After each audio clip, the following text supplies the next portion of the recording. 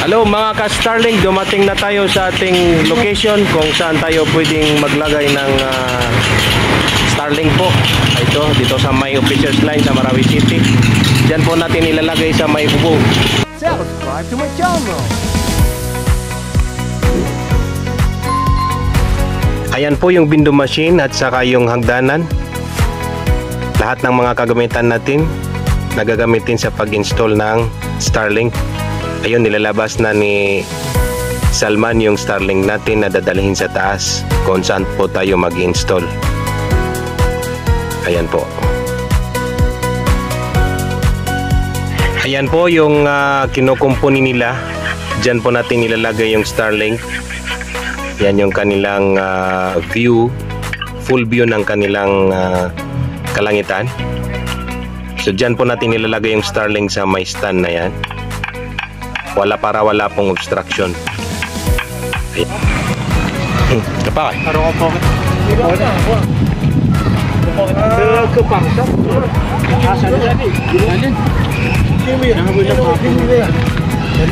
Okay, kapakay sabir Newton.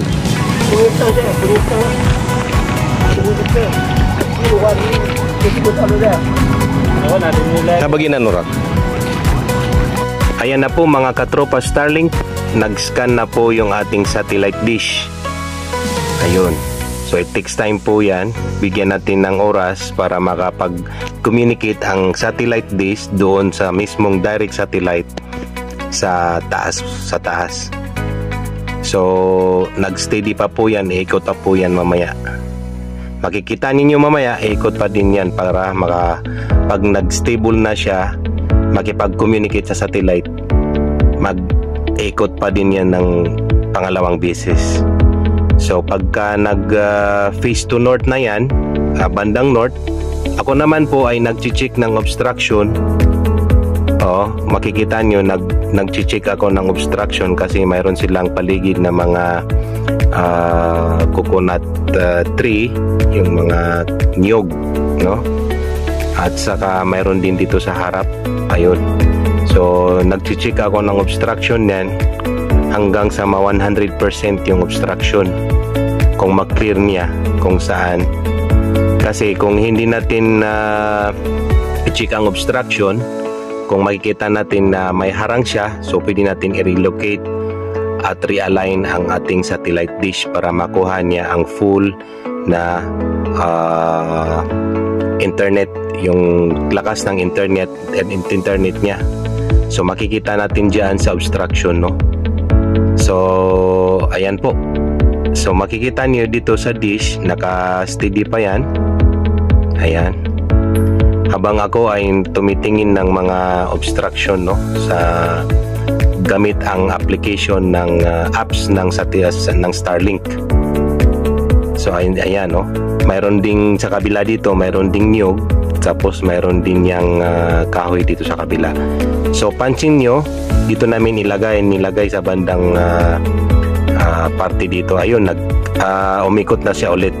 Ayan, yan po yung stable na naka-facing north yung ating satellite dish. Yan. So pagka nag-scan kayo ng obstruction gamit ang apps, makikita nyo kung non-obstructed ang inyong satellite dish. Okay? Ayan po. So ayan po yung ating kaibigan at saka kababata. Batch din natin ito sa MSU. Kasama din natin sa Riyadh noong nag-abroad po tayo doon. Siya po yung may-ari ng Starlink na yan. Ayun. So chine-check ko po ang in-scan ko po yung ating kalangitan para makita kung gaano kalakas kumuha ng signal ang satellite dish. Napakaganda ng kanilang area, no? Nasa bubong sila. Nasa third floor po yan. So hindi natin kailangan gumamit ng tubo or mounted na tubo para ipataas yung ating satellite dish. Ayan, mga katropa Starlink. Ayun po, successful na po yung ating pag-install ng Starlink sa may bandang officers line ng Marawi City. Naputol po kanina yung ating vlog dahil nawala yung kuryente. at nakapag-antay kami ng mga more than 1 hour. Dumating na po yung kuryente mga past 7 PM na ngayong gabi. Nawala kasi yung kuryente dito sa Marawi City. So far, alhamdulillah, nag-install na tayo ng Starlink doon. Pati yung kanyang window machine na-install na din. Hindi natin nasali sa vlog kanina dahil nawala yung ilaw. Tsaka hindi natin na video kasi ang dilim. Gumabi na, inabot tayo ng gabi. So ayan po yung ating vlog for today na naka-install tayo ng Starlink dito sa may Marawi City. Ang lakas ng kanyang internet dahil na-set up natin ng maayos yung kanyang Star satellite dish at saka yung kanyang router mesh. Okay, so yun na lang po.